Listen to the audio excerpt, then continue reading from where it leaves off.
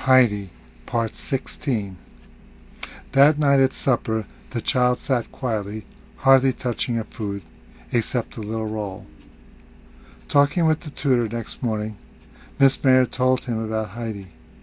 But the teacher had more serious troubles because Heidi had never learned to read. Heidi also needed some new clothes, so Clara had given her some.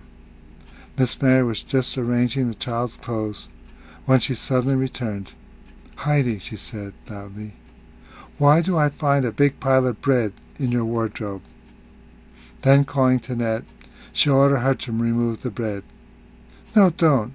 I must keep the bread for grandmother," cried Heidi in despair. Heidi threw herself down and sobbed as if her heart would break. "Now I can't bring grandmother any rolls." "Oh, they were for grandmother," she cried. "Heidi, don't cry any more," Clara begged. "Listen. When you go home some day, I'm going to give you as many rolls as you want. They will be much softer and better than those stale ones." "Stop now. Please don't cry any more." Only after a long time did Heidi become quiet. At supper, Heidi's eyes were still red from crying. A few days afterward, there was great excitement in the Seaman residence, for the master of the house had just arrived. Mr. Seaman always brought many lovely things home with him. When he entered his daughter's room, Heidi stepped to a corner. He greeted Clara, and she was delighted to see him, for she loved her father dearly. When he called to Heidi, "Oh, there is our little Swiss girl. Come and give me your hand. Are you good friends with my daughter?" "Oh, Clara is always kind to me," Heidi replied. "That's good. I must get my dinner now, for I am hungry. I shall come back soon, and show you what I have brought home with me." In the dining room he found Miss Mayer. "Please tell me about my daughter's companion."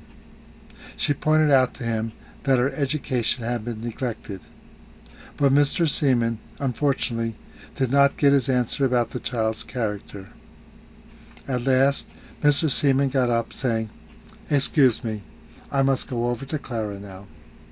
He found the children in the study. Turning to Heidi, he said, "Please, little one, give me a glass of water."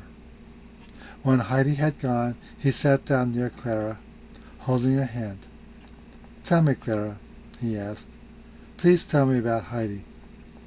Clara began to explain about the things Heidi had said and done. Mr. Seaman laughed heartily, and asked Clara if she wished Heidi to remain. "Of course, Papa. Since she is here, something amusing happens every day. It used to be so dull, but now Heidi keeps me company." "Very good, Clara. Oh, here's your friend back again," said Mr. Seaman. Heidi handed him the glass and said, "This is fresh from the fountain."